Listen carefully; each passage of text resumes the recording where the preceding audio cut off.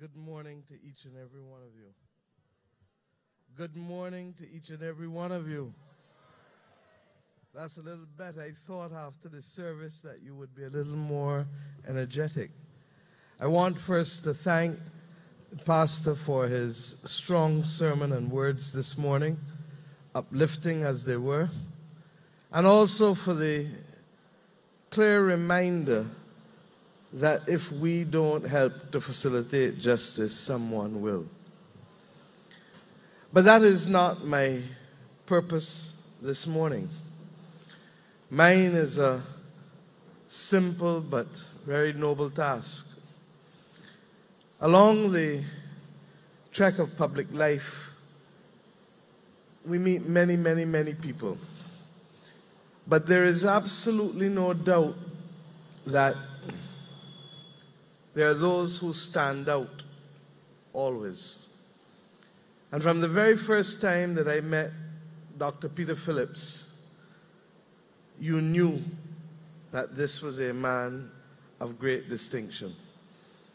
He was a minister at the time. We then got to work very closely together when I was Attorney General initially and he was Minister of National Security. And we worked across the region in the building of the architecture for Cricket World Cup security, where we had to navigate 10 countries and to put in place freedom of movement while at the same time not compromising the ability of persons to move. Thereafter, I watched him as he became Minister of Finance, and he took the difficult decisions to be able to stabilize Jamaica at a critical period of its existence as a nation. After decades of difficulties, the international community came to the judgment that his leadership as Minister of Finance was critical in being able to turn the fortunes of Jamaica such that Jamaica is cited now as an example of how to fix difficult economic problems. That will forever stand as your legacy, Peter, across the world. But I go further. His commitment to regionalism is one that stands out. And particularly for those in the Eastern and Southern Caribbean who may sometimes have doubts about whether 1 from 10 leaves 0, Peter Phillips has carried the flag of the People's National Party high and reminds us that his is a party formed, as I said yesterday, like ours, in the bowels of being able to fight for betterment for working class people, but not in isolation. Because as I remembered when I had the honor to address his party last year in Jamaica, that the Montego Bay Conference was the seminal point that determined regional integration at the hands of Caribbean people plotting their own destiny. I am happy that we have come to St. John this morning. And you know, yesterday I could have said that I don't think any other political party has ever met in St. John in a conference such as this. But I'm happy that we are here this morning because it was once said that if you have a regional problem, you should come to Glen Burnie and settle it over a bowl of soup.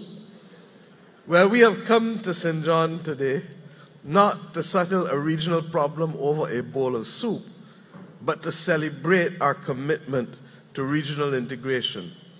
This Barbados Labour Party has as a key part of its constitution the pursuit of regional integration.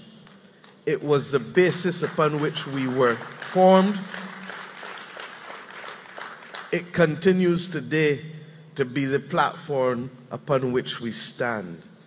And we go to Trinidad on the 3rd and 4th of November to be able to have the fullest and frankest discussion on that aspect of regional integration which concerns us most, the CARICOM single market and single economy, because I think, like many, and before even the Golden Report was filed, we recognize that there needs to be energy, because this is not an exercise for academic discourse in government, but this is a movement that ordinary people in the Caribbean require of us to ensure that they can access the best economic opportunities, whether in terms of physical movement or in terms of the movement of their investments across the Caribbean. This week I go to Haiti, in fact tomorrow morning, to discuss with the President of Haiti and the Prime Minister of Haiti their full integration into the single market and single economy. We understand that it is only through exploiting that regional space that we can become the best that we can be in the Caribbean. And it is against that background that the executive and councils of the Barbados Labour Party believed that there could be no better person this morning to help contextualize, one, the reality of our celebration of 80 years of existence, as his party is also doing, but secondly, our regional destiny, than my good friend and brother, the Honorable Comrade Dr. Peter Phillips. His sons are here with us this morning, and he may think that we invited him only because his sons are living in Barbados and studying. But apart from the fact that we may have first dibs at them when they finish studying, we have invited him for his own outstanding leadership and for being a sister party in the region with whom we are well wanting to continue great work. Thank you. Dr. Peter Phillips.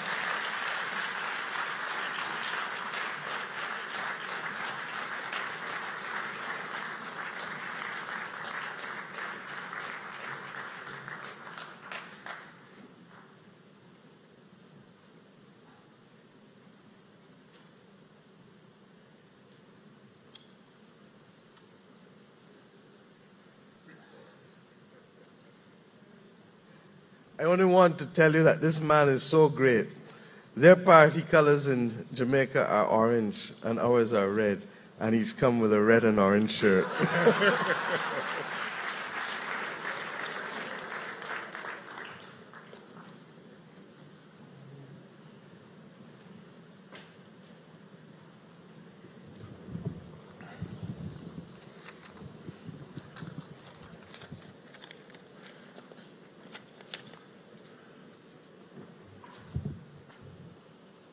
Political leader of the Barbados Labour Party, my comrade and friend, Mayor Amor Motley, Chairman and General Secretary of the Barbados Labour Party and other senior officers of the party, members of the Women's League, members of the League of Young Socialists, members of the BLP family, my comrades and friends, brothers and sisters, good morning. I must first of all say thanks to you for honoring me with this opportunity to address this 80th conference of the Barbados Labour Party. We still recall Mayor's presence at our conference of the People's National Party, our 79th conference last year, when she inspired us with her message. And I must confess, we have some view that at least some of the energies that she imbibed there helped propel the BLP to its historic victory here in Barbados last May. And I can say it has served as an inspiration. That victory has served as an inspiration to us, and when elections are called in Jamaica, we intend to emulate your feat here.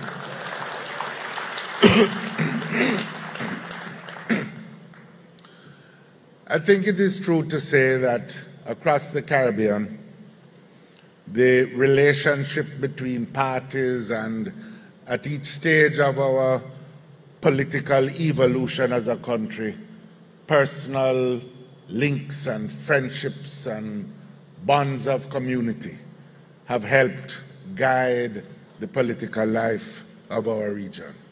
And I really, whether it was at the beginning with the relationship between Norman Manley, the founding president of our party, and Sir Grantley Adams, the founding president of the BLP, the friendship over the years between leadership and members of the People's National Party and the Barbados Labour Party has been resting on personal associations.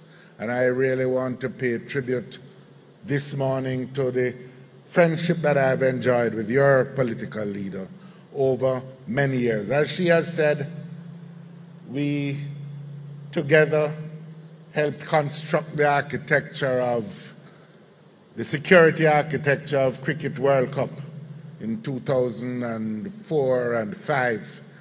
An architecture which endures in many respects, providing greater security for the peoples of the Caribbean.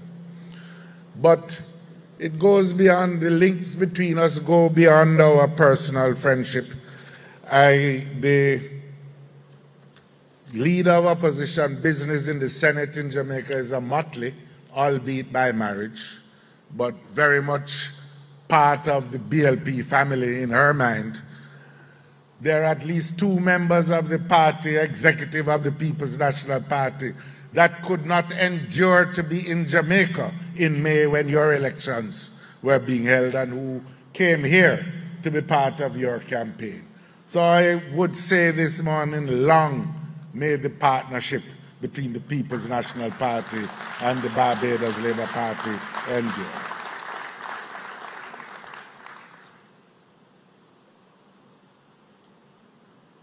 Both our parties celebrate this year our 80th anniversary, the longest continuously existing political parties in the Caribbean, in the English-speaking Caribbean. We were formed out of the same crucible of popular rebellion and outrage in the 1930s. And we joined together in spirit and in collaboration to fashion a path to nationhood and regional community, beginning in the 1930s, but enduring over these past 8 years. It's a good time to take stock of our parallels as a party, as parties. We joined in the same battles to secure the right to vote for all our people, which ushered in an era of progress and gave voice to the voiceless Caribbean people who had suffered throughout our existence as colonies of Britain. 1944 was the year that universal adult suffrage was secured in Jamaica. 1953, I believe, it was secured. 1954, 51, it was secured here in Barbados. We both went through a steady expansion of people's rights and secured benefits arising from self-government and ultimately independence. 8 years represents a good milestone to make an assessment of what we have achieved, what are the challenges of now, and what pathways we must pursue for the future. There is no doubt that self-government and independence opened up great avenues of progress for our respective peoples. Jamaica achieved independence in 1962, starting as the fruit of our efforts beginning in the 1930s. Barbados 4 years later. In that period and since then,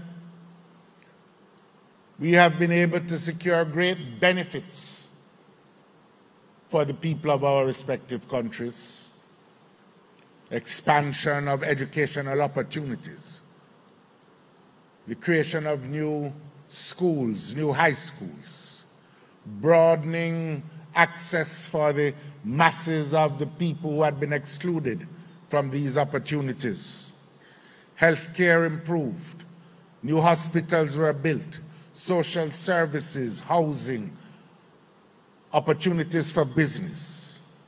Incomes expanded and new sectors were pioneered in our economies. Tourism in Barbados and Jamaica.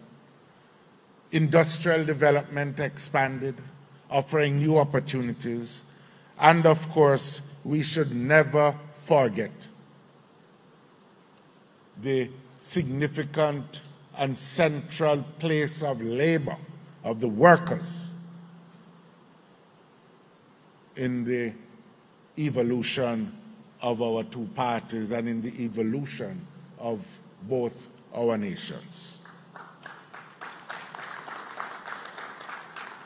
In this period, in this first period of our history leading up to and immediately following independence, the collective bargaining systems were consolidated, and the irrevocable place of the worker in our economic, social, and political life was consolidated. And we were able, for the first time, because of our success in achieving independence, to define our own national personalities in the world and to pursue an independent foreign policy. We remember in Jamaica that when we took the step to recognize the reality of the Cuban Revolution and to recognize and establish diplomatic relations with Cuba, the Barbados nation was there with us, and we did it together. An exercise in sovereignty made possible because of the struggles of our respective parties.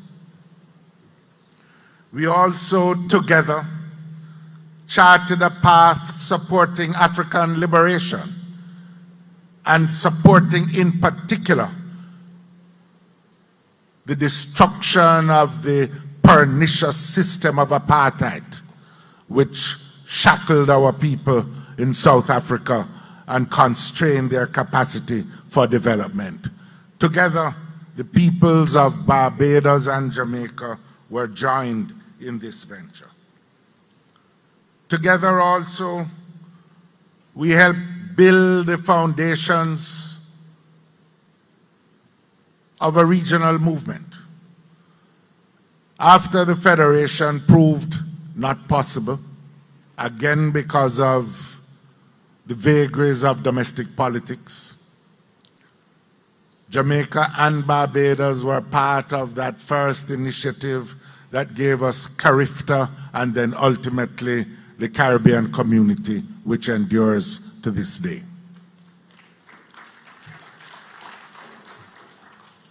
Today, however, when we view the horizons of world affairs, it is clear that countries like ours are facing perhaps one of the most severe challenges to our well-being and our existence that have been faced since those early years of independence and sovereignty. We see the reemergence of ideologies rooted in racism on the international scene in parts of Europe, in parts of North America, ideologies that we believed had been cast on the dustbin of history being revived. And we take note. There's a saying in Jamaica, take sleep, mark death. They cannot be allowed to prosper. They cannot be allowed to take root. We see also much of this hostility rooted in racism and xenophobia, manifesting in attitudes towards migrants and migrant communities in the world. We make no apology for the fact that we come from a region that has benefited from opportunities for immigration. We feel pride in the contribution that Caribbean peoples have made over the generations, whether it is building the Panama Canal or building the transport system in the United Kingdom and hospitals in the United States. And we believe in a liberal world with free movement of peoples and a world without doctrines that are oppressive to people who have to move just because of their poverty. And if I might, as an aside, we have benefited from some of that intermingling of Caribbean peoples in the various locations to which they have gone. There are arguments about whether it was the Bajan blood or the Jamaican blood which contributed to the greatness of George Headley as one of the greatest batsmen in history. And there is no doubt that Gordon Greenwich learned something from his practice of cricket in the United Kingdom, even though he was all Barbadian. But the revival of these anti-migrant sentiments and policies is affecting our Caribbean people. Your Prime Minister goes tomorrow to Haiti. Haitians who had migrated because of or who had gone to North America in the wake of their earthquake have been returned to Haiti from places which have greater capacity to facilitate them into the maelstrom of social crisis and economic hardship, which still persists because of the natural disasters suffered by our Haitian brothers and sisters. We see also notions of military interventionism being revived again in discussions in some of the major capitals of the world. Doctrines which cannot be justified or accepted by us. Countries, small countries like ours, depend on a world ruled by the precepts of international law. We have no grand armies. We have no capacity to exert economic leverage on other countries by the size of our trade or the significance of our financial flows. We cannot survive in a world that deems might to be right simply by virtue of its might. we depend on a world that relies on the rule of law. The world that we dream of has no place for doctrines of unilateral military interventionism, and we must resist them. We're also seeing challenges to the economic system of open trade and financial flows, which was constructed in the aftermath of World War II and in which we secured our being as sovereign and independent nations.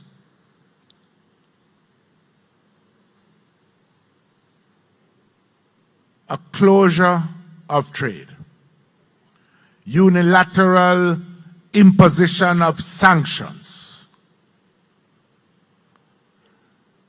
the destruction of the liberal world order carries no benefits for small island developing states like ours in the Caribbean. Our economy in Jamaica has already been affected because some enterprises operating in Jamaica have been affected because of the sanctions that have been unilaterally imposed. Companies in our bauxite and alumina sector, for example. We in that circumstance are what you would call collateral damage. The battle does not concern us, but the negative effects make life much harder, potentially, for the Jamaican worker. And then, on top of this sobering and complicated environment, we have the reality of new challenges. New challenges like climate change, which, while we are not great users of fossil fuels,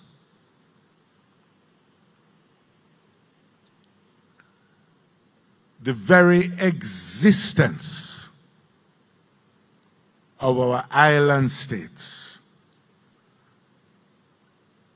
is threatened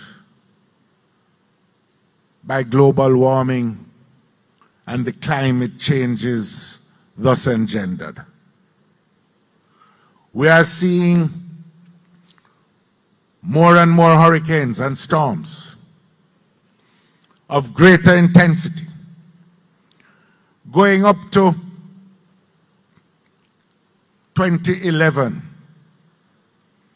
we in Jamaica had a significant share of our gross domestic product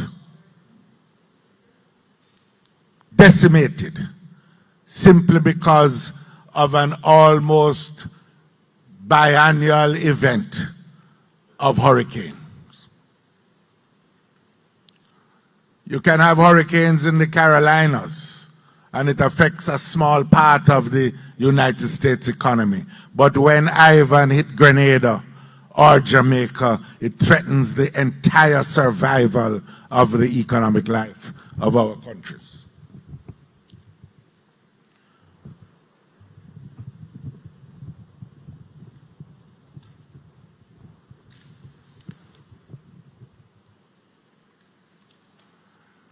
These problems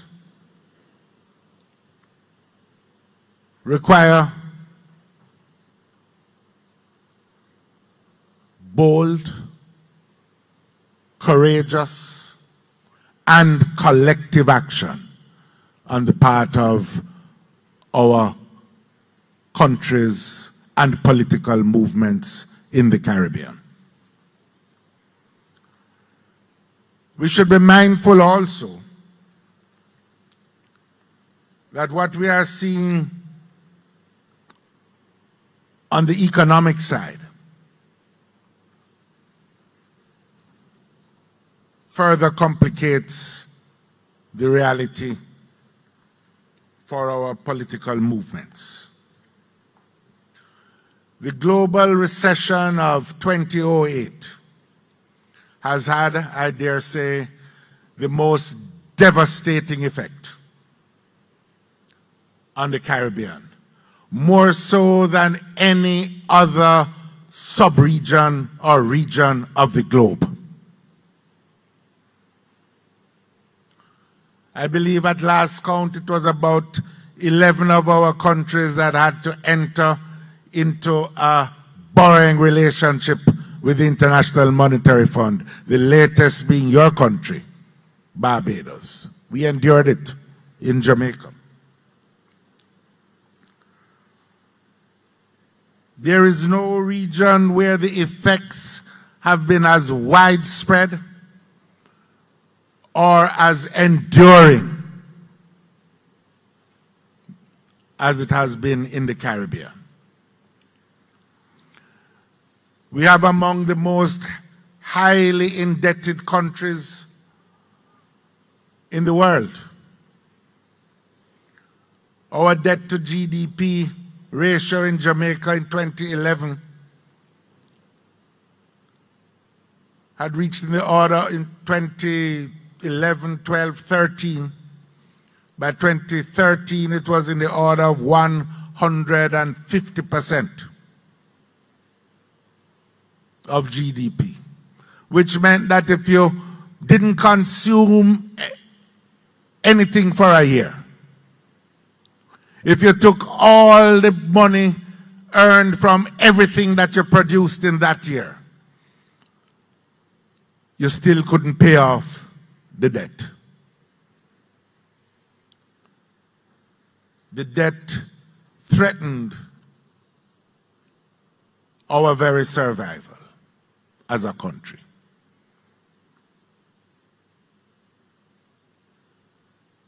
The Caribbean indeed is facing now its most serious economic challenge since independence. The fact is, and I want to say a little bit about this whole situation of the debt, because as your brother, having walked through the fire before, the fire that my sister, your Prime Minister, and you are now walking through, it's incumbent on me to share a little bit of what I have learned from that experience. The first point I would like to make is simply this: the basic responsibility that comes with independence and sovereignty is the requirement to manage your own economic and fiscal affairs.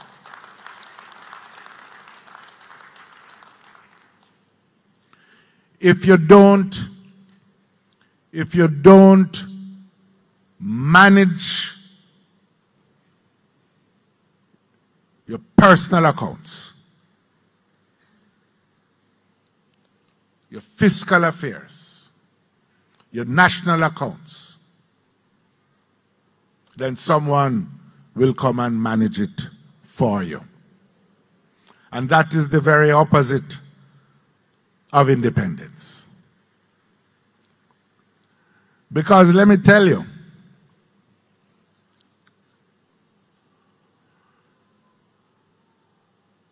the banks in the international community, the multilateral organizations, when they intervene, quite frankly, they intervene with more detail, more comprehensively than was the case with colonial authorities in the last years of colonialism. So I applaud the Barbados Labour Party government for agreeing to bite the bullet and take charge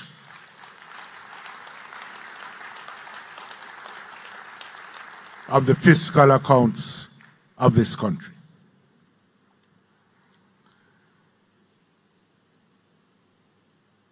The second thing I would like to say on a more hopeful note is that if you take the hard decisions early, if you stay the course, if you sustain your patience and your courage, you will achieve success.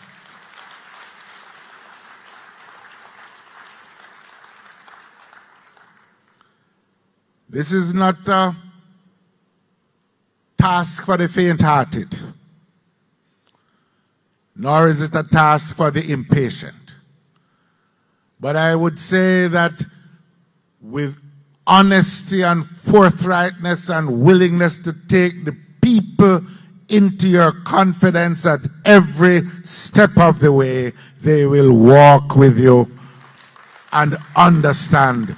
Because these are the same people that fought and struggled to get independence, and they don't intend to give it up now.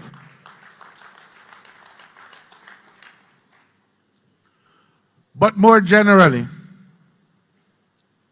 I think we have to accept that what comes with independence as a people, what comes with the acquisition of sovereignty, is a willingness to do all that is necessary to ensure our survival. Without wishing to offend anyone, not anybody here, but people who may be in earshot.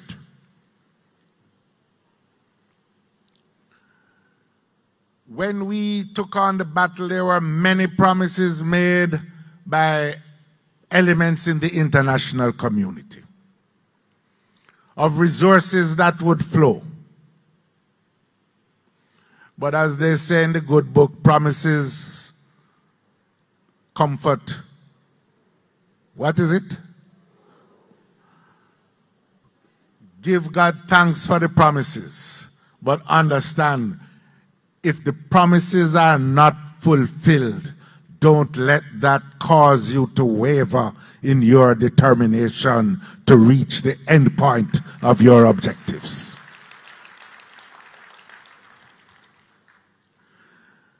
We have seen promises before.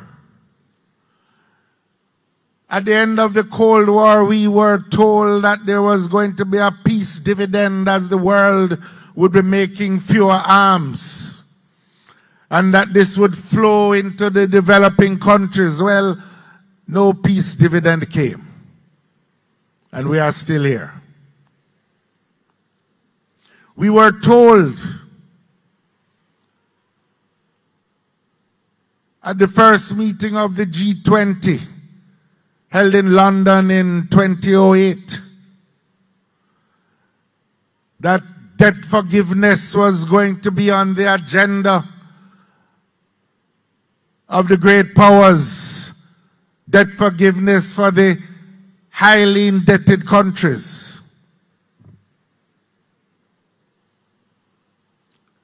For most of the Caribbean, it hasn't come. But we're still here. And we have managed to go through. So the first point I think we should just accept as a basic truth of life is that what comes with sovereignty is an acceptance that we are responsible for ourselves. There's no Santa Claus, no benefactor that is going to come in the world. We are in this by ourselves. The second point flowing from this is that in order to manage by ourselves, it will take a great revival of the national spirit. We have to be equal to the task as our forefathers and mothers were, to build up the great capacities of our people to face the challenges of the time. It will require a quality of political work like nothing you have had to face since you took up the challenge to secure independence. But you can do it. It can be done because it has to be done. And to achieve that, it will require a rededication to the principles that originally inspired our movements. The principle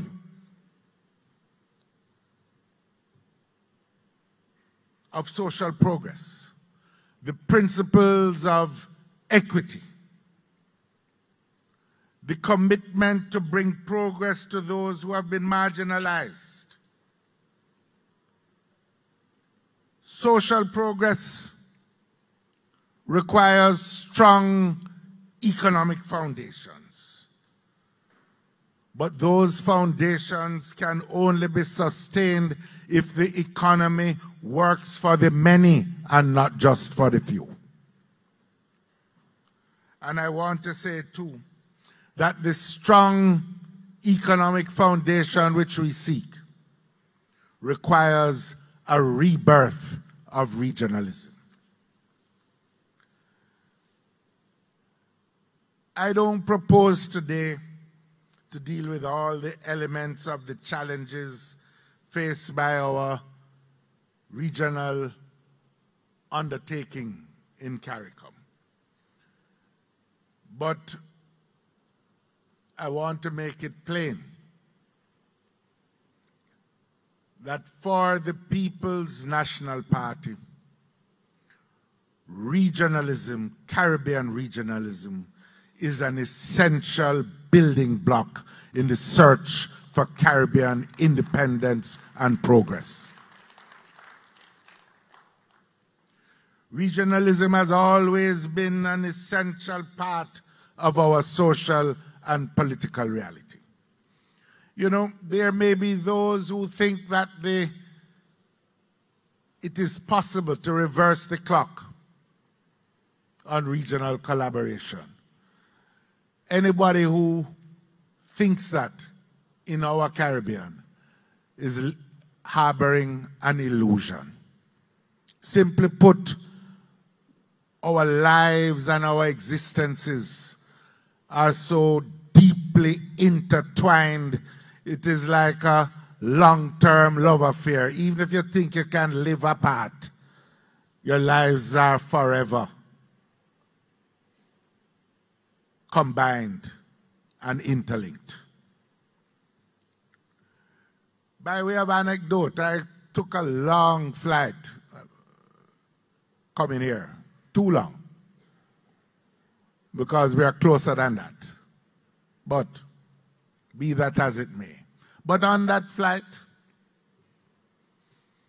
there were scores of Jamaicans who came off in Antigua, going to work in Antigua and parts further north. On that flight,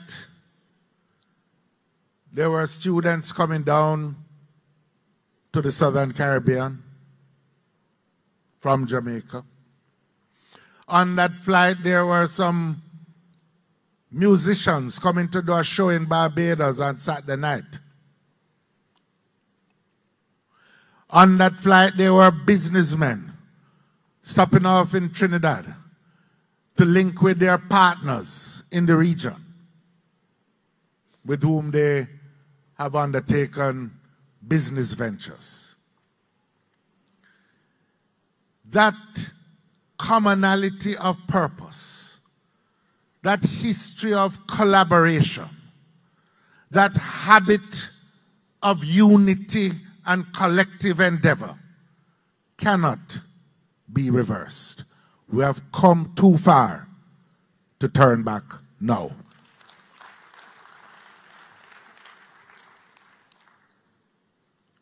So we in the People's National Party are regionalists. We claim our identity proudly as Jamaicans, but we also claim it as Caribbean people, linked with the Caribbean for better or for worse. It should be self-evident to any reasonable and impartial observer that we are stronger together in the Caribbean.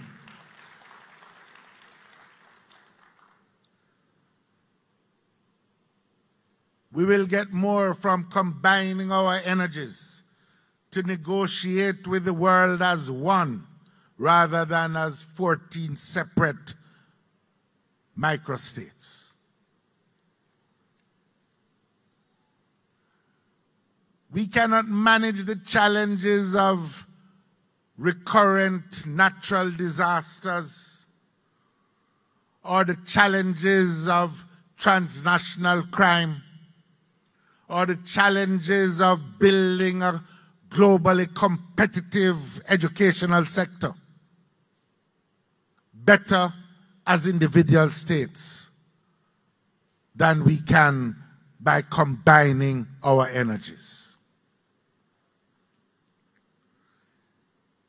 Indeed, separate and apart from the areas of disaster management and security cooperation and cooperation in education and health and all the other areas, we should be combining our energies more to face this challenge of climate change and building resilience within the various Caribbean states and the region as a whole. Equally, however, we have to accept, if we are serious, that we are going to have to address what I call the implementation deficit within CARICOM. There are too many decisions that have been taken, but which have been left to languish without implementation. We can't just be a place of chatting. We have to be a place of action as well.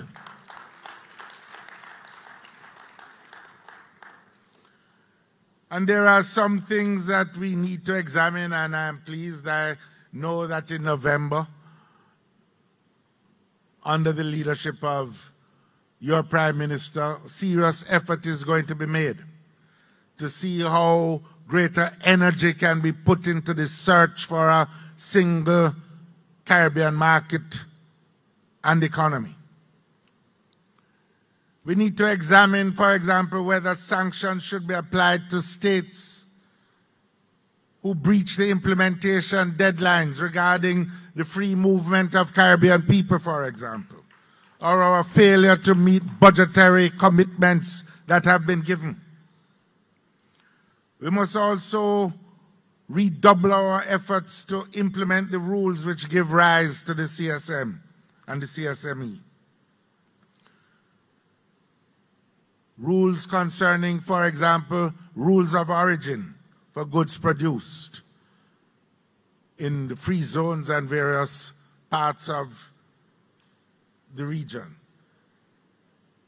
We need to tackle the whole question of the provision of services across our regional economic space. And we need to harmonize the laws regarding corporate tax and professional accreditation and other things. For us in Jamaica, at the western end of the Caribbean Sea, we see that increasingly we will have to broaden the economic foundations of our regional movement to incorporate Haiti, and I really want to applaud the initiative, and the Dominican Republic, and Cuba eventually, and others in the region, because we are stronger together.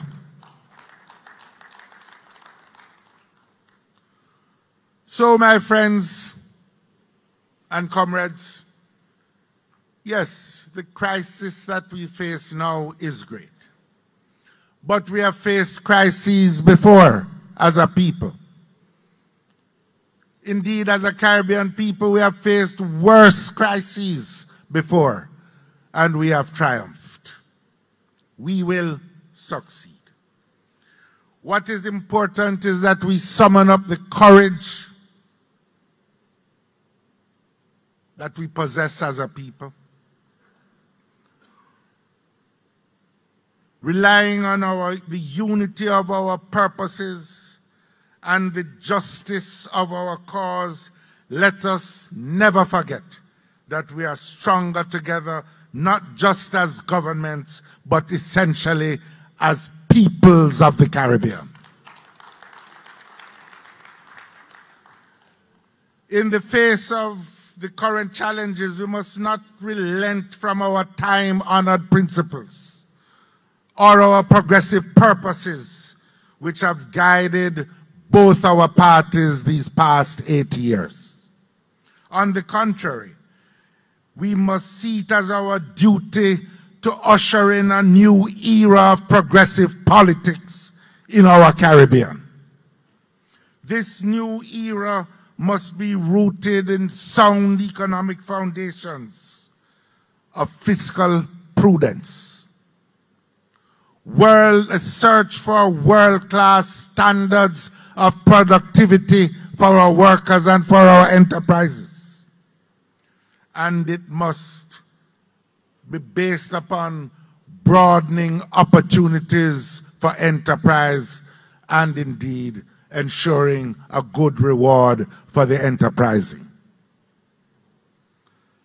But our economic foundations must also be inclusive, giving priority to the inclusion of small and medium-sized businesses to grow and thrive and to join